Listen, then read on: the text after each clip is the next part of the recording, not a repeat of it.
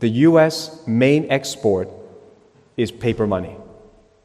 Whereas you and I have to work hard and we produce goods and services, or we export uranium and coal, something tangible, the U.S. can theoretically survive doing nothing but exporting the U.S. dollar. Why? Because in order to buy certain commodities, petrol being the main one, everybody agreed at Bretton Woods to pay in U.S. dollar. And amazingly, Bretton Woods happened before the end of World War II. So that's something that I don't rarely hear anyone say. Well, you don't even know who's going to win World War II. Historically speaking, how come you already have a meeting about what money the world will be using? Is that amazing? As far as the dying young men were concerned, the war was still being fought, and we don't know who's winning. But the elites are meeting together. Yeah, this is how we're going to rearrange the financial system. This is how the banking is going to work. And the US dollar will be used to pay for petrol. So because of that, the US dollar is very strong. And because of that, other countries suffer. Even though they might work hard, have more resources, they're weak. So these countries, the BRIC countries, want to change that system. Now, Saddam Hussein wanted to change the system, and he's dead. Muammar Gaddafi wanted to change the system with a gold-backed dinar, and you know where he is now, 6 feet under the ground. So this is murderous stuff here we're talking about. If you want to touch this, they will come and kill you. And I think this is why Putin is such an enemy, is he's already started accepting Chinese yuan for the Russian petrol that he sent over to China. And this whole sanction thing that's costing us in Australia and Americans and Europeans is such a scam. Because they make Europeans not able to buy directly from Russia. Then they blow up and they sabotage the Nord Stream pipelines. And what does Russia do? Sells the oil to China, and China sells it back to India and the Europeans. So you're getting the same oil from the same country, but now even more expensive. And China makes money on the way. And Russia is now make about 28 times more profit than before the sanctions. And the ruble is the strongest ever. So how's that for punishing Russia?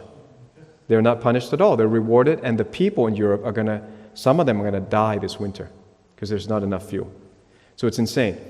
But I think the linchpin of this, I'm going to make a prediction, okay? Not a thus saith the Lord, but just an informed prediction, that the missing piece of this is always Saudi Arabia. This is why going there has opened up my eyes. Saudi Arabia, remember this country. This is the key.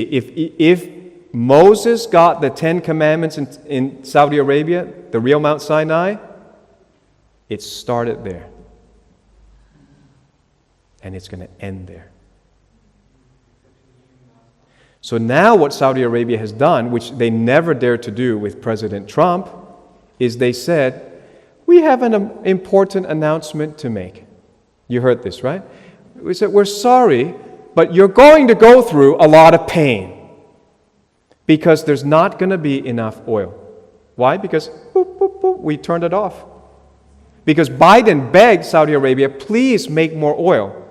And Saudi Arabia ignored him. In fact, I had to be there to realize what happened. They said that when Biden went to meet them, the king would not meet him, the prince would not meet him, not even the mayor of a city would meet him. They sent a second in charge of a city to meet President Biden. In any honor culture, which the Middle East is, we the West forgot about honor, but the rest of the world hasn't. That is like that to Biden. It is so humiliating. And anyone without any political degree understood in the Middle East what that meant. That meant Saudi Arabia doesn't care about Biden. And he can just take his request and shove it. So what they're going to do is they're going to squeeze America and Europe. And I guess Australia is, unfortunately, we're linked to that. They're going to squeeze our oil. We're not going to have enough supply. America right now, I've got it from two sources now, has about 20 days of diesel left. Please understand, you have diesel or you don't have. You don't just go to the faucet and turn on diesel. So in 20 days, diesel's done. Diesel's done, then you've got trucks come to a halt. Trucks transport food, construction material, all the necessities, and I think trains. So diesel's done, what happens? I don't know, maybe you can broker a deal, maybe you can go beg Venezuela or beg somewhere else, but that's the biggest trouble I've ever heard for a developed country. So if Saudi does it, and they run out of oil and they're weakened, and they've got at least 4 enemies. They've got Russia on the one side, and then they've got China and North Korea on the other side, and then they've got Iran. I don't know which way Iran wants to attack, but you've got at least 4 enemies that would be happy to attack America. And I'm not wishing this on America. I think America is the greatest country on earth. I love America. But America has sown a lot of bad seeds, sown a lot of wars. And I know America also risked their lives to free other people. But it's just endless wars, you've got to admit that. And built on propaganda. So many of it is built on lies. Iraq was built on lies, absolute lies. So, will the BRICS system come into play? Only if Saudi Arabia says yes. And to me, what happened this week is Saudi Arabia saying, go ahead. Go ahead. We can start trading in other currencies. Whatever that currency is, it could be the Yuan, which would then immediately boost China. They don't have to do anything. As soon as money can be exported as a currency for the world, wow, they're going to go straight up. Or it may be a combination of those countries' currencies in a batch, and then it has to be backed by gold, which would be easy for Russia and China because they've been buying up gold. While we give up gold, we give up nuclear power. Australia doesn't even have nuclear power, but the Western world and Europe gives up all these things that make them strong.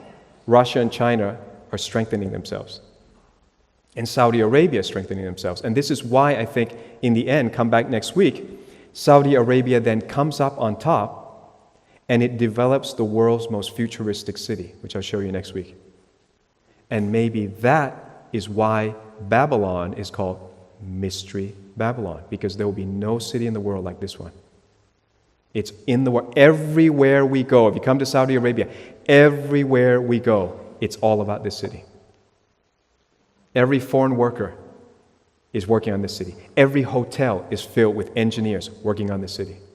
Every crane, every truck is about this city.